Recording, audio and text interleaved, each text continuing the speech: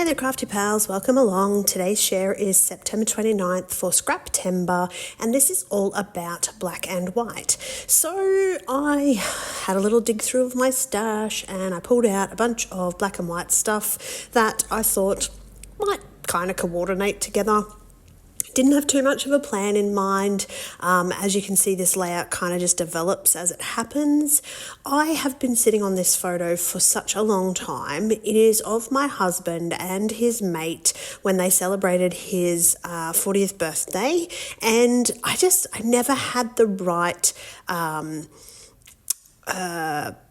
products to create with this photo. It's not the best quality photo because of the lighting, and they look sort of pretty random together, and it has a story behind it, but it didn't really have the right elements for me to scrap. And when I sort of was going through some black and white stuff, I sort of thought, okay, if I'm using quite a neutral palette, that might be a chance for me to pull out this photo that I'm not super keen to scrap just because it's a tricky one and really get it onto a layout. Now, I'm also using the 9x12 size. So this is kind of my preference lately, particularly when I'm doing just a single photo layout. I find it can be quite a challenge to create 12x12 if I'm just using the single photo. It seems like quite a bit of wasted space. So I have taken really to creating in this sort of 9x12 format when I am just doing a single photo. So I've simply taken just a black cardstock background. I have added some layers around my photo, and this is a 49 and Market. I'm not sure if it's called an ephemera pack, but it's sort of little bits and pieces that are really fun to use in backgrounds, and they just give you so many layering opportunities. Once I'm happy with those layers, I'm just going to take my distress tool and add just a little bit of distressing. I didn't want to distress around all the edges, but I needed them to have just a little bit of texture, so a little bit with the distress tool and having a play just to see if there are any other elements that I want to add around this photo.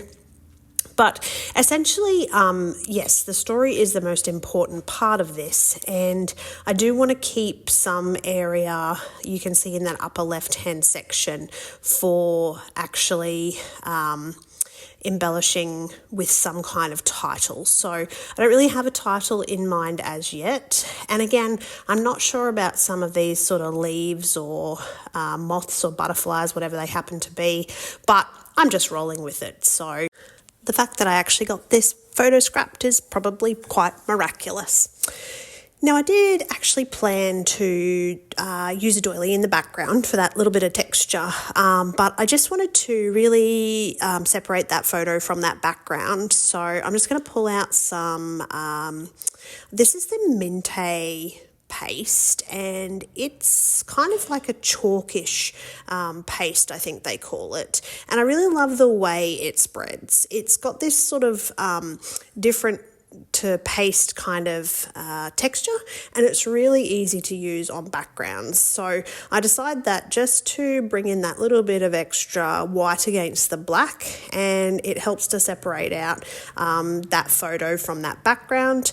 And then I've given myself a place to add my title at the top of the layout. So it's really just a matter now of going through and finding a title that suits. This was quite a challenge because it could have been birthday or a number of different things, but I go with just a simple word together because that's what matches the final product that I've created. So thank you for watching. I hope you're enjoying Scraptember, and if you haven't already subscribed, please hit that little subscribe button.